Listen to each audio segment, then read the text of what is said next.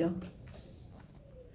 이 영화 재개봉이라는 점 많은 분들이 좀 알고 계실 텐데 국내에 처음 개봉 당시에도 아이들을 데리고 관람하시는 분들도 많았고 또 굉장히 보기 좋은 판타지 동화 영화겠거니 하고 보러 오셨다가 내가 생각한 영화가 아닌데 라고 당황하신 분들의 어떤 관람 후기가 굉장히 많았던 영화입니다. 뭐 그것은 단순히 한국뿐만 아니라 미국 개봉 당시에도 어떤 그런 반응이 있었고 사실상 기에르모 델 토로라는 비평가들은 진즉 주목했지만 또 대중들에게는 아직은 조금은 낯설었던 감독을 제대로 각인시켰던 영화라고 하겠습니다. 이 영화는 많은 분들이 이제 아시겠지만 제가 방금 언급한 대로 지난해 쉐이프 오브 워터 사랑의 모양이라는 영화로 아마 또 많은 분들이 보셨을 것 같아요. 그 작품 아카데미 시상식에서 작품상, 감독상을 수상했던 기에르모 델 토로 감독의 네 번째 장편 영화이고요. 이 작품은 제가 앞서 좀 언급을 드렸듯이 기에르모 델 토로라는 이름을 이 작품으로 하여금 비로소 할리우드의 중요한 작가 반열에 올린 작품이라고 하겠습니다. 멕시코의 감독이고 또 이 영화는 스페인어로 찍혔습니다. 그래서 이 작품이 처음 나왔을 당시에는 아카데미 시상식에서 뭐 미술상, 분장상, 촬영상을 수상을 했었고요. 전미 영화 비평가 협회 시상식에서 작품상을 수상하면서 델토로로 하여금 다음 스텝을 응원하게 만들었던 그런 작품이죠. 이 영화는 델토로 스스로도 이것은 명백히 어른들을 위한 동화다라고 감독 스스로 몇 번이나 이야기를 한 적이 있습니다. 그것이 굉장히 명백한 것이 영화 한 초중반부에 머지않아서 드러나는데요. 긴가민가하고 분위기가 조금 요즘 시쳇말로 하면 쎄한데 이렇게 보셨던 분들도 영화 중반부쯤에 결정적인 한 장면이 나옴으로써 게르모 델 토로가 어떤 폭력의 수위를 이 영화에서 명백히 드러냄으로써 이것이 어른들을 향한 이야기라는 것이 드러나는 장면이 있습니다. 바로 숲속에서 토끼를 잡다가 붙잡힌 부자가 아주 무참하게 살해되는 장면이죠. 이 장면에서 비달 대위가 병으로 깨지지 않는 병으로 이 남자의 얼굴을 가격하고 이내 총으로 쏴 죽이는 잔혹한 폭력이 아주 갑자기 틈입을 하게 되고요. 또 더욱 잔혹한 것은 이후에 가방에서 구태여 뒤늦게 토끼가 드러나는 모습을 보여주면서 이 영화가 어떻게 인생의 아이러니, 인생의 비극으로 나아갈 것인지를 마치 단서에 가깝게 복선에 가깝게 제시하는 그런 장면이라고 할 수 있습니다. 우스갯소리로 델 토로는 그 장면을 집어넣은 이유가 이쯤에서는 알려줘야 할 것 같아서 그렇지 않으면 나중에 관객의 반발이 너무 심해질 것 같아서 그런 장면을 그 지점쯤에 넣었다라고 나중에 우스갯소리로 이야기를 하기도 했습니다. 사실 이제 이 장면이 개봉 당시부터 많은 어떤 비평가들 혹은 영화 팬들로부터 더 사랑을 받았던 이유는 갑자기 뚝 떨어진 기에르모 델 토로의 영화가 아니라 그 전작들, 기에르모 델 토로가 이전에 만들어온 작품들의 연장선상에서 더 확장되고 일관적으로 변주된 작품이라는 점이 중요했습니다. 이를테면 좀 단순하게 말하자면 기에르모 델 토로는 괴물들이 사는 나라를 굉장히 즐겨 만들어 지금까지도 그렇습니다. 작년 영화도 그랬고요.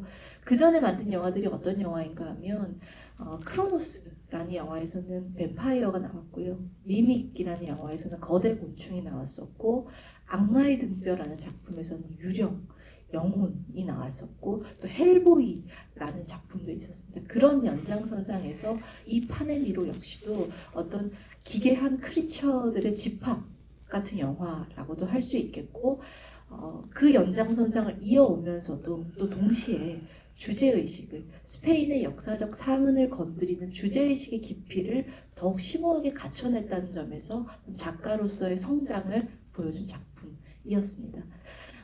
그런 측면에서 볼 때 이 영화에서 가장 먼저 탐구하고 싶은 것은 제목입니다. 파네미로. 이제 국내 개봉을 하면서 오피리아와 세계의 열쇠라는 어떤 부제가 붙었는데 일단 파네미로라는 이 원제에 조금 더 집중을 해보겠습니다. 아마 많은 분들이 판은 뭐지? 그리고 미로라는 어떤 상징적인 의미에 주목을 하시게 될 것 같아요. 그 미로부터 좀 살피자면 영어 원제가 판스 라비린스입니다. 미로를 상징하는 영어 단어 몇 가지가 있겠죠. 근데 라비린스도 있고 메이즈도 있을 겁니다. 그런데 이 라비린스라는 단어는 조금 더 정확히 말하자면 일반적으로 우리가 일상에서 사용하는 어떤 미로의 의미보다는 어떤 미궁에 가까운 조금 더 신화적이고 원시적인 쓰임새에 가까운 단어입니다. 한마디로 이 영화에서는 신화적인 미궁의 의미, 미궁의 쓰임새가 굉장히 중요하게 다뤄지고 있습니다. 그것이 구태여 기르모 델 토로가 라비린스라는 단어를 적시한 이유일 텐데요. 여기서 좀 감독이 멋있는 말을 했거든요. 미궁을 헤맨다는 것. 미궁을 헤맨다는 것이 어떤 사람들에게는 길을 잃는다는 의미지만 그것을 뒤집어 말하면 계속해서 길을 찾는다는 의미가 됩니다. 한마디로 이 영화는 미로를 헤맨다는 은유적인 과정을 통해서 계속해서 길을 잃고 그러므로 길을 찾는 과정. 한마디로 계속해서 발견하는 과정을 보여주고 있는 영화입니다. 영화가 끝날 때까지 사실상 미로가 끝나지 않기 때문에 이 영화의 오피리아는 계속해서 무언가를 발견하고 있는 셈이고 그것이 성장 영화로서 이 영화가 굉장히 처절하게 느껴지는 이유입니다. 사실 그렇게 본다면 이 영화의 어떤 과업들, 보름달이 뜨기 전까지 세 개의 과제를 수행해서 지하왕국의 공주로 돌아가야 한다라는 표면적인 과업을 좀 더 깊게 바라보자면 이 영화는 일단 현실과 환상의 층위로 읽어볼 수 있습니다. 환상 혹은 동화의 층이라고도 볼 수 있을 텐데 그것이 우선 이 영화의 좀 중요한 성취인 이유는 현실과 환상을 동등하게 다뤘다는 점입니다. 많은 판타지 영화들이 이전에도 나왔던 많은 훌륭한 판타지 영화들이 대개 환상 혹은 동화를 그것을 주제로 그것을 아주 기본적인 토대로 다뤘다면 이 영화는 리얼리즘 영화에 있는 현실의 조각들과 판타지 영화가 다루는 환상의 조각들을 나란히 두고 있습니다. 그것이 지금 관객들에게는 좀 별거 아닌 것처럼 보일 수도 있겠지만 사실은 굉장한 시도였다는 점을 우선 짚어볼 필요가 있는 것 같아요. 서구 사회는 근현대로 넘어오면서 사실상 뭐랄까요 한 가지 세계를 선택하도록 만들었던 사회입니다. 현실을 믿던가 그게 아니면 무엇을 만들었냐면 종교가 있었습니다. 어떤 세계든지 하나를 선택해야 했고요. 한 가지 세계가 어떤 사람에게 분명히 더 무게가 있는 채로 기울어야만 했습니다. 무신론자가 있고 유신론자가 있듯이요. 그런데 이 영화의 기르모 델 토로는 이 두 가지를 아주 동등하게 둘 모두 하나의 진실로서 나란히 놓고 있습니다. 그것이 일종의 서구식 사고방식에 있어서는 약간의 전복과도 비슷한 체계라고 말씀드릴 수 있을 것 같아요. 여기서 좀 더 깊게 나아가 보자면 이 영화에서 현실과 환상이 공존한다는 것은 달리 말해서 지나간 역사와 현재가 공존한다 라고도 이야기해 볼 수 있는 부분입니다. 이 영화가 다루고 있는 것이 스페인 내전 직후의 상황이죠. 스페인 내전이 1936년부터 39년까지 일어났습니다. 인민전선 내각이 집권을 하자 프랑코 장군이 군부, 반군을 조직해서 벌인 굉장히 비극적인 전쟁인데요. 이 영화는 1939년까지 스페인 내전이 끝나고 그 직후의 상황을 다루고 있습니다. 그래서 내전은 끝났지만 사실상 아직 종식되지 않은 비극들이 여전히 이어지고 있는 상태라고 보실 수 있을 것 같고요. 영화 속의 상황도 숲속에 아직까지 주둔해 있는 게릴라군을 완전히 타파하기 위해서 산 아래에서 비달대위의 어떤 군대가 주둔하고 있는 그런 상황입니다. 이 상황을 기르모 델 토로 감독이 어떻게 표현을 했냐 하면 주인공인 오피리아는 어떻게 본다면 만약에 이 영화 속에서 드러나는 일련의 사건을 겪지 않았다면 어른이 되었을 때 파시즘이 무엇인지 파시스트가 무엇인지 기억하지 못할 수도 있는 세대라고 표현을 했습니다. 한마디로 이 영화가 계속해서 보여주는 발견 그리고 찾아감의 여정이 아니었다면 오피리아는 영원히 파시즘의 역사를 그 상처를 잘 모를 수도 있는 세대라는 것을 감독이 적시하고 있는 거죠. 한마디로 자기 과거를 모르던 인물이 이 영화를 통해서 어떤 우화적인 과정을 통해서 역사를 마주하고 있는 것이 사실은 파네비로의 서사라고 하겠습니다. 표면적으로도 오피리아는 자신이 누구였는지 모르고 있다가 알고 보니 지하 왕국에서 온 공주였더라. 그리고 그곳으로 돌아가야 한다더라라는 표면적인 과제를 얻는 인물이고, 그것이 상징적으로 본다면 자신의 조국의 역사를 알아가는 과정, 과거를 알아가는 과정과 치환된다고도 볼 수 있을 것 같아요. 그것이 영화에서는 굉장히 직접적으로 현실과 환상이 어떤 강렬한 설정들로 병치되고 있는 것 같습니다. 이를테면 메르세데스가, 가정부 메르세데스가 게릴라군을 돕기 위해서 열쇠를 훔치는 장면이 오피리아에게는 황금 열쇠를 얻어야 하는 과제의 한 가지로 병치가 되고요. 또 비달데이로 비롯되는 어떤 군대의 포악한 인물들은 무화과 나무 아래에 자리 잡고 있는, 무화과 나무를 죽게 만드는 두꺼비로 상징이 됩니다. 아마 무화과 나무가 등장하는 지점에서 많은 분들이 좀 기독교적, 가톨릭적 상징을 떠올리신 분들도 계실 것 같아요. 기르모 델 토로의 전작을 보신 분들께는 너무나 명백한 일이겠지만, 사실 그 전작, 악마의 등뼈라든지 미믹이라든지, 기르모 델 토로는 굉장히 가톨릭적인 세계관을 영화의 기저에 끌어다 놓기를 즐기는 감독입니다. 그 스스로도 어릴 때는 아주 독실한 가톨릭 신자였고요. 이런 말을 하고도 다닙니다. 성경과 동화가 내게는 동일한 어떤 교리다 라고 이야기할 정도로 그 세계관 자체가 굉장히 독특한 인물이에요. 어린 시절부터 종교적인 세계관에서 자라났고 성경을 아주 구체적으로 잘 알고 있지만 또 그것과 동등하게 동화, 허구, 환상의 세계를 믿는 사람인 거죠. 그래서 이 영화에서 그것을 좀 더 그것과 관련해서 읽어보자면 페일맨이란 캐릭터를 반드시 짚고 넘어가야 할 것 같습니다. 이 영화에서 가장 기괴한 괴물, 많은 분들을 좀 기겁하게 만드는 괴물이죠. 손에 이렇게 눈을 끼우고 나타나는 흰색의 괴물인데요. 이 괴물을 기에르모 델 토로는 교회라고 비유를 한 적이 있습니다. 페일맨은 곧 교회다 라고 이야기를 했습니다.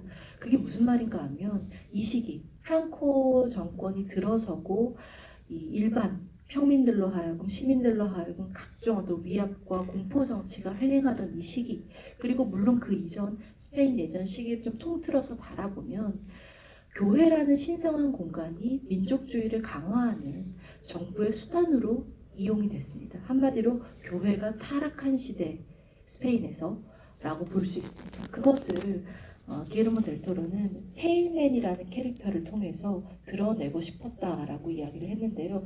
이 페일맨이 하는 행동을 잘 보시면 성찬이 차려져 있고 오피리아를 쫓아가면서 오피리아를 방해하는 요정들을 마구잡이로 먹어치웁니다. 근데 이것이 곧 물론 그 성찬 자체가 어떤 기독교의 많은 회화들을 떠올리게 하는 것도 있지만 델토로는 이렇게도 이야기를 했습니다. 그 당시의 교회가 안락한 시스템을, 어떤 안락한 울타리를 제공하면서 많은 순수한 시민들을, 특히 어린아이들을 끌어들여서 정부가 제공하는 민족주의적 이념에 가담하게끔 동원한 것처럼 이 영화에서 페일맨이 어떤 순수, 순결을 상징하는 요정들을 마구잡이로 먹어치우고 그 궤도에서 벗어나고자 하는 오피리아를 쫓아오는 그림이 교회와 나란히 둘 수 있다고도 이야기를 하는 것이죠. 그런데 여기서 비주얼적으로도 좀 재미있는 것은 이 페일맨이라는 캐릭터가 스페인의 화가죠. 고야의 굉장히 유명한 그림이 있습니다. 자식을 먹어치우는 사르투누스라는 그림인데요. 그리스의 신, 농경의 신이죠. 이 신이 자기 아들을 먹어치우는 그림, 굉장히 유명한 그림인데 그곳에 나오는 어떤 기괴한 신의 모습을 페일맨에게 조금 본딴 지점이 있습니다. 아마 그림을 온라인으로라도 쉽게 검색을 좀 해보실 수 있을 텐데요.